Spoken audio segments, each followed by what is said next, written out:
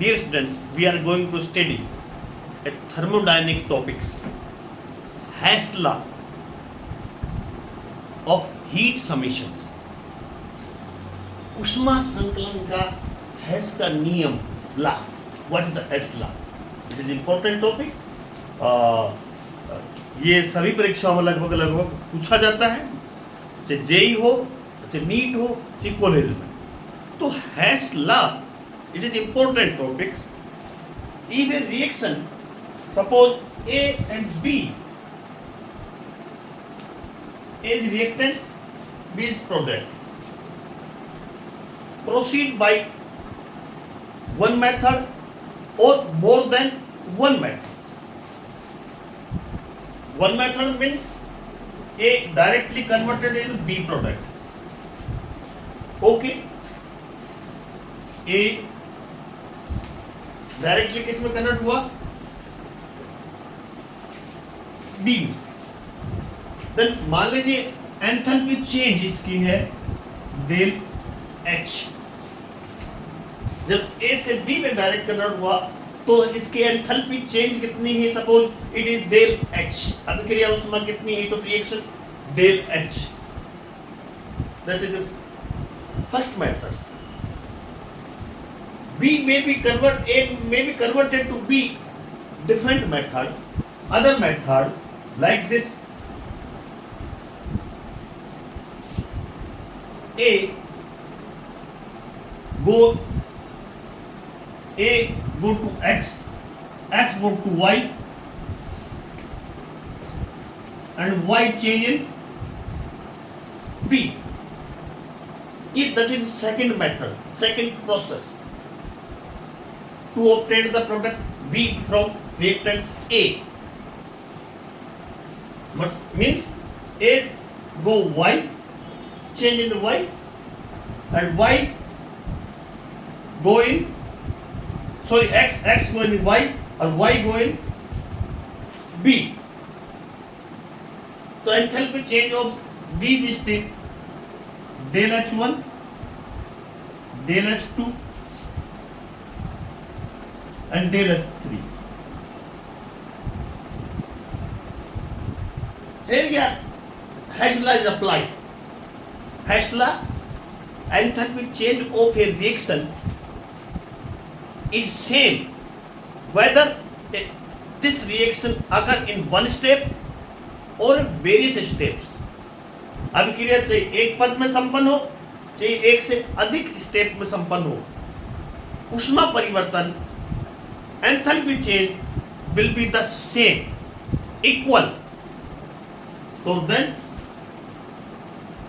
del H will be equal to del H1, sum of the del H2 and del H3. So and आगे भी यदि कोई step हो तो अभिक्रिया A से B में चेंज हुई, रिएक्टेंट्स A प्रोडक्ट B में चेंज हुआ, enthalpy change del H. Second process A से X, X से Y, Y से B, then enthalpy change this, sum of the enthalpy change in the various steps is equal to enthalpy change of one step process. So we can say Hess law is the summation of the heat या enthalpy change in various steps if a reaction proceed more than one steps. यदि कोई अभिक्रिया एक से अधिक पदों में संपन्न होती है तो अभिक्रिया की कुल ऊष्मा, कुल एंथैल्पी चेंज का मान समान रहता है, चाहे वो अभिक्रिया वन स्टेप में प्रोसीड हो या मोर देन वन स्टेप. तो हमने आपको एक उदाहरण से समझाया, ए से रिएक्टेंट से बी प्रोडक्ट बन रहा है, तब एंथैल्पी चेंज दिस. दूसरा मेथड हमने ए से एक्स में चेंज, एक्स वाई में चेंज और वाई बी में चेंज हुआ है. Other step the enthalpy change both process will be the same, चाहे ए से बी डायरेक्ट बनाए या ए से एक्स, एक्स से वाई, वाई से बी बनाए, तो एंथैल्पी में परिवर्तन समान होगा। अभिक्रिया चाहे एक पद में संपन्न हो, चाहे एक से अधिक पद में संपन्न हो, कुल ऊष्मा परिवर्तन, कुल एंथैल्पी चेंज समान रहता है। इसको हम एक उदाहरण से समझाएंगे, और उदाहरण से समझाएंगे। बहुत इंपॉर्टेंट टॉपिक है ये।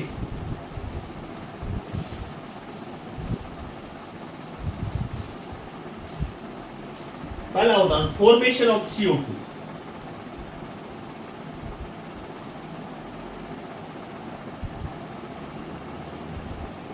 CO2 का बनना कैसे, फॉर्मेशन, एंथैल्पी ऑफ CO2 निकाल। एक पहला स्टेप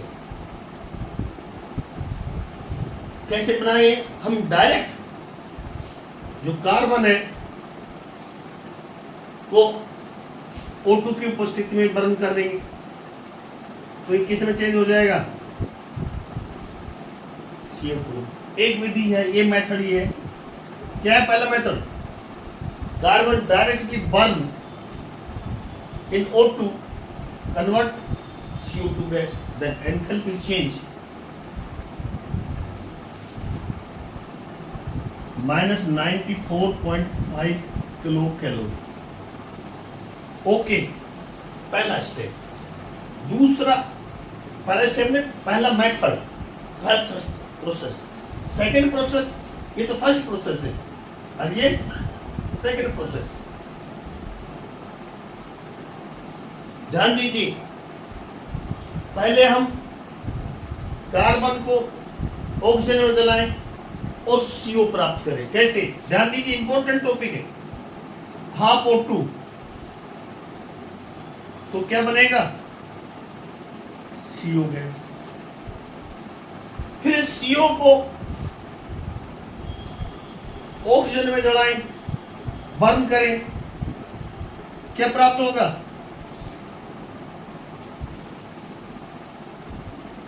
तो देख लीजिए, हमने कार्बन से क्या प्राप्त किया, CO2 प्राप्त किया। इसके दो मेथड है, एक डायरेक्ट कार्बन को ऑक्सीजन में जलाकर CO2 प्राप्त कर सकते हैं, एक मेथड एंथैल्पी चेंज दिस। दूसरा तरीका टू स्टेप है। ये कितना स्टेप है, टू स्टेप है ना, एक और दो, टू स्टेप प्रोसेस है कि नहीं। पहला स्टेप में कार्बन हाफ O2 से क्रिया करके कार्बन मोनोऑक्साइड बनाता है, कार्बन मोनोऑक्साइड फिर हाफ O2 से क्रिया करके कार्बन डाइऑक्साइड चेंज करता है। ये सिंगल स्टेप मेथड है और ये डबल स्टेप मेथड। इसमें enthalpy change -26 point, write down, kilo calorie, और इसमें एंथैल्पी चेंज -67.60। कितनी होगी, कुल एंथैल्पी चेंज कितनी होगी बताइए दोस्तों। एक स्टेप में तो एंथैल्पी चेंज ये हुई एंड सेकंड स्टेप में एंथैल्पी चेंज, मतलब सेकंड स्टेप का मतलब सेकंड प्रोसेस, सेकंड मेथड, जो two step process, step first और स्टेप सेकंड। तो क्या हो गया, 50.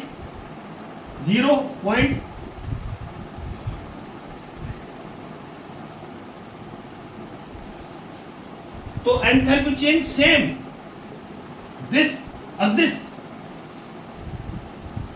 वो कहते हैं ना, कान से इधर से पकड़ लीजिए, ध्यान दीजिए, अच्छी कान इधर से पकड़ लीजिए। दोनों ही प्रोसेस में एंथैल्पी चेंज समान रहेगा। सिंपल सी बात है बच्चों, कान से इधर से पकड़ लीजिए, कान इधर से पकड़ लीजिए, एंथैल्पी परिवर्तन उतना ही होगा, हीट ऑफ रिएक्शन चेंज उतना ही होगा। ये देख लीजिए, उदाहरण से मैं बिल्कुल समझा चुका। कार्बन डाइऑक्साइड को हम दो तरह से बना सकते हैं, निर्माण कर सकते हैं, फॉर्मेशन कर सकते हैं। एक डायरेक्ट, तब एंथैल्पी चेंज, एक ये इनडायरेक्ट। पहले इसको CO में चेंज किया, CO को फिर CO2 चेंज किया, तो दोनों step enthalpy change equal equal. दोनों ही प्रोसेस में एंथैल्पी चेंज बराबर है। इससे हेस लॉ की पुष्टि होती है, वेरीफाई हेस लॉ होती है कि नहीं, यही तो समझना चाह रहे थे हम।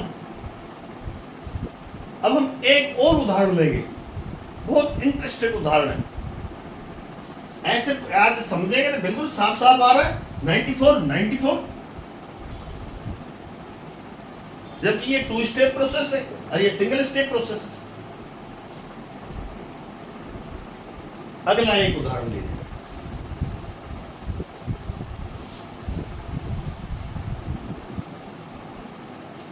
हमें बनाना है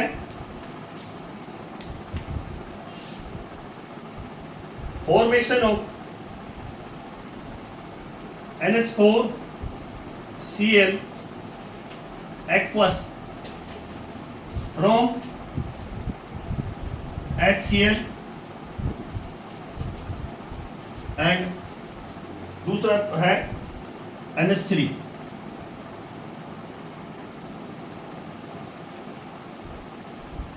ध्यान दीजिए, हमें NH4 aqueous सॉल्यूशन बनाना है NH4Cl का फ्रॉम HCl गैस और NH3 से।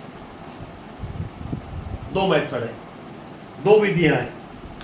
ऐसे भी बना सकते हैं,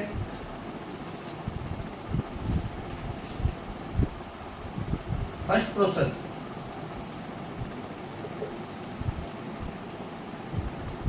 प्रोसेस में क्या करते हैं हम, direct ammonia gas plus HCl gas से क्या करेंगे, पहले हम सॉलिड NH4Cl बनाएंगे। NH4 सॉलिड बनेगा, इसको पानी में घोल लेंगे। NH4Cl सॉलिड प्लस एक्वस, तो क्या बनेगा बच्चों, NH4Cl का एक्वस सॉल्यूशन बन गया। इसकी एंथैल्पी चेंज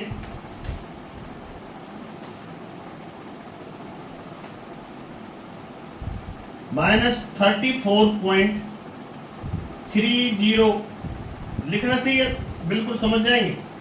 और इसके एंथैल्पी चेंज बराबर -3.90 किलो कैलोरी। कुल enthalpy change -38.20 kilo calorie. Okay, हम सबसे पहले डायरेक्ट क्या किया, पहले अमोनिया HCl मिलाया तो सबसे पहले ठोस सॉलिड NH4Cl प्राप्त किया और ठोस NH4Cl को हमने जल में घोल लिया तो हमें NH4Cl का एक्वस सॉल्यूशन प्राप्त हो गया।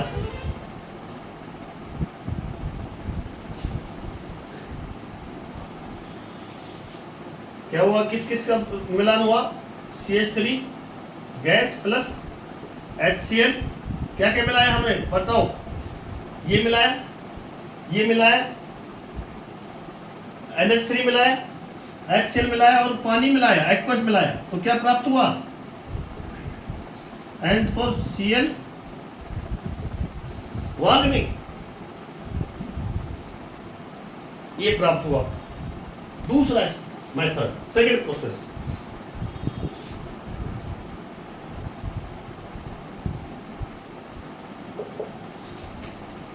इस प्रोसेस में पहले क्या करेंगे,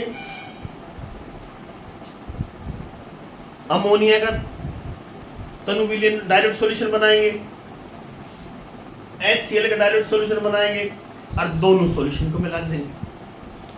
कैसे, ध्यान दीजिए, NH3 गैस प्लस एक्वस क्या बनेगा बच्चों, NH3 एक्वस बन गया। HCl गैस प्लस एक्वस बराबर HCl एक्वस बन गया। ध्यान दीजिए, अब एक्वस को मिला दीजिए, NH3 aqueous plus HCl aqueous बराबर NH4 Cl aqueous.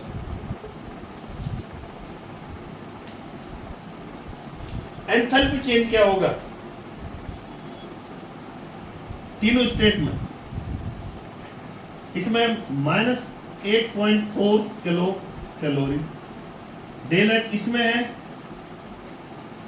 -17.3 kilo calorie, तीसरे स्टेप में है -12.3 किलो कैलोरी। ओवरऑल स्टेप क्या रहा?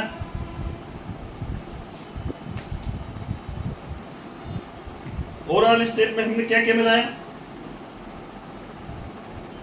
क्या मिलाया?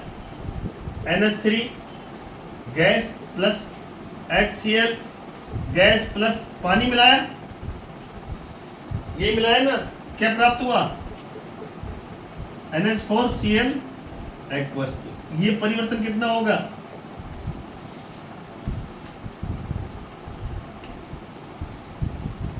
-38 पॉइंट क्या होगा 360 किलो कैलोरी। अब तो 9 10 18 सही। देखिए कितना लगभग प्रायोगिक त्रुटि एक्सपेरिमेंटल एरर हो जाती है, उसको छोड़कर लगभग मान क्या है? बराबर है। चाहे इस मेथड से प्राप्त करें हम NH4 का एक्वस सॉल्यूशन, चाहे हम सेकंड प्रोसेस से प्राप्त करें, कुल एंथैल्पी परिवर्तन विल बी द सेम।